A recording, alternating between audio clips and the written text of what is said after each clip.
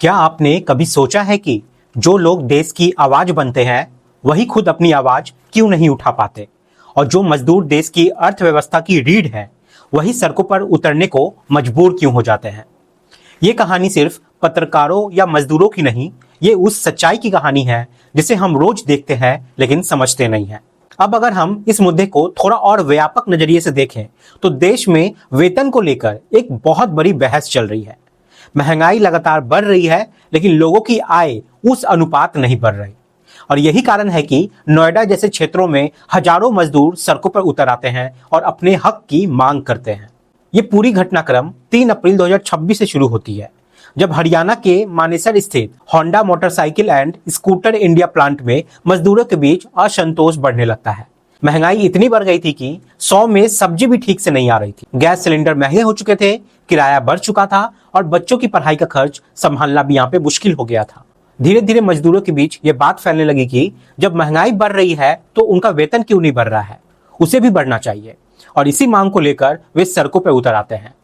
शुरुआत में उनका प्रदर्शन शांतिपूर्ण था, लेकिन धीरे धीरे ये आंदोलन बड़ा होता गया और कई फैक्ट्रियों का काम ठप पड़ गया। हरियाणा सरकार ने स्थिति की गंभीरता को समझते हुए मजदूरों के वेतन में वृद्धि की घोषणा भी की।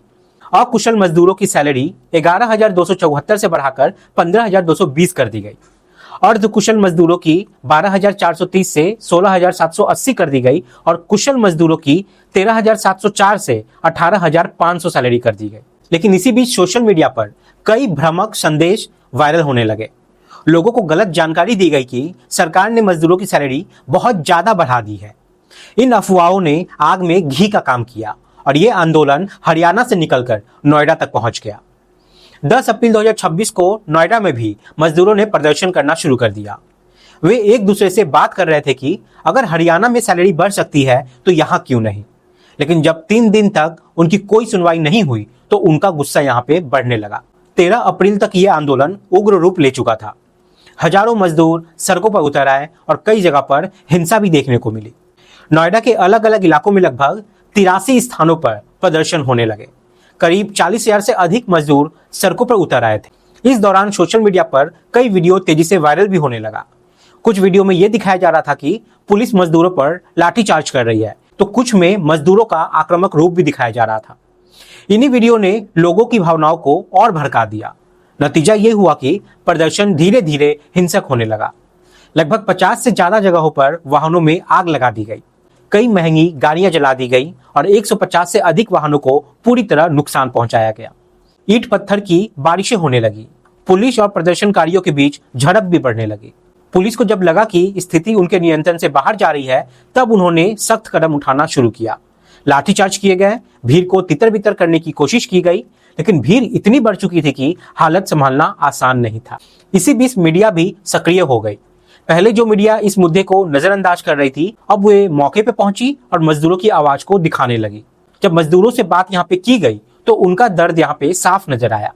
उन्होंने बताया कि उनकी सैलरी इतनी कम है कि वे अपने परिवार का गुजारा भी ठीक से नहीं कर पा रहे हैं। वे कह रहे थे कि महंगाई लगातार बढ़ रही है लेकिन उनकी आय नहीं बढ़ रही। बच्चों की पढ़ाई, घर का किराया, दवाइयाँ, सब कुछ महंगा होता जा रहा है। ऐसे में वे मजदूर होकर सड़कों पर उतर आए हैं। धीरे धीरे ये मुद्दा पूरे देश में चर्चा का विषय बन गया। सोशल मीडिया, न्यूज चैनल और अखबारों में हर जगह इसी बात पर चर्चा होने लगी। मजदूरों ने अपनी मांगे भी यहाँ पे स्पष्ट रखी। वे चाहते थे कि उनकी सैलरी बढ़ाई जाए, ओवर टाइम का दोगुना भुगतान मिले, बोनस सीधे बैंक खाते में आए, हर महीने समय पर वेतन और सैलरी स्लिप मिले, सप्ताह में 1 दिन की छुट्टी हो और अगर छुट्टी के दिन काम करवाया जाए तो उसका दोगुना भुगतान किया जाए। साथ ही फैक्ट्रियों में सुरक्षा के नियमों की सख्ती से पालन भी हो। दूसरी ओर समाज में एक अलग तरह का बहस भी यहाँ पे शुरू होने लगा था। लोग तुलना करने लगे थे, जहां एक तरफ मजदूरों को इतनी कम सैलरी मिलती है, वहीं दूसरी तरफ बड़े अधिकारियों जैसे आईएएस, आईपीएस, विधायक और सांसद, इन लोगों को लाखों रुपए वेतन और कई तरह की सुविधाएं मिलती है। ऐसा क्यों? इस तुलना ने मजदूरों के दर्द को और ज्यादा गहरा कर दिया। कई मजदूर मीडिया के सामने रोते हुए भी नजर आए। वे बता रहे थे कि उनके पास अपने बच्चों को अच्छे स्कूल में पढ़ाने तक का पैसा नहीं है।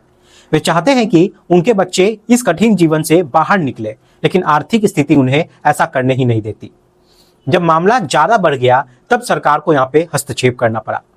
सरकार ने तुरंत एक सर्कुलर जारी किया और मजदूरों के वेतन में बढ़ोतरी की घोषणा की। गौतम बुद्ध नगर और गाजियाबाद जैसे क्षेत्रों में अकुशल मजदूरों की सैलरी 11,314 से बढ़कर 13,690 रुपए कर दी गई। अर्धकुशल मजदूरों की 12,445 से बढ़ाकर 15,900 कर दी गई और कुशल मजदूरों की यहाँ पे 13,940 से बढ़ाकर 16,868 रुपए कर दी गई। इसके अलावा अन्य शहरों और जिलों के लिए भी अलग अलग श्रेणियों में वेतन बढ़ाया गया, ताकि ये संदेश दिया जा सके कि सरकार मजदूरों की समस्याओं को समझ रही है और समाधान के लिए तैयार है। लेकिन तब तक बहुत देर हो चुकी थी और हालात जो थे वो बिगड़ चुके थे। 14 अप्रैल को भी कुछ जगहों पर प्रदर्शन की कोशिश की गई, लेकिन इस बार पुलिस पूरी तरह तैयार थी। कई जगह एफआईआर भी दर्ज किए गए, 300 से अधिक लोगों को गिरफ्तार किया गया और 100 से ज्यादा लोगों को हिरासत में लिया गया। पुलिस ने दावा किया कि इस हिंसा के पीछे कुछ असामाजिक तत्वों का हाथ था, जो बाहर से आकर माहौल खराब कर रहे थे, और ऐसा बहुत मजदूरों ने भी कहा था।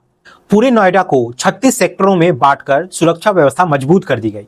15 कंपनियां फोर्स तैनात की गई और कई वरिष्ठ अधिकारी इस स्थिति को संभालने में लग गए। जांच के दौरान यह भी सामने आया कि सोशल मीडिया पर लगभग 50 ऐसे अकाउंट थे जिनके जरिए भ्रामक जानकारी फैलाई गई थी। इन्हीं अफवाहों के कारण मजदूरों में भ्रम पैदा हुआ और स्थिति यहां पे बिगड़ गई। कुछ मीडिया रिपोर्ट्स में यह भी दावा किया गया कि इस पूरे घटनाक्रम के पीछे पाकिस्तान का हाथ हो सकता है। हालांकि यह अभी जांच का विषय है और इसकी पुष्टि होनी बाकी है। लेकिन सबसे बड़ा सवाल यही है, क्या यह सब सिर्फ अफवाहों की वजह से हुआ या फिर ये मजदूरों की असली पीड़ा थी जो आखिरकार फूट पड़ी? शायद सच्चाई इन दोनों के बीच कहीं है। मजदूरों की समस्याएं वास्तविक थी, लेकिन उन्हें जिस तरह से भड़काया गया उसने हालात को और ज्यादा खराब कर दिया। इस पूरी कहानी का उद्देश्य किसी को दोष देना नहीं है, बल्कि आपको जागरूक करना है, ताकि आप समझ सके कि समाज के ये वर्ग किन परिस्थितियों में जी रहे हैं। अपना ख्याल रखें, सुरक्षित रहें। जय हिंद, जय भारत।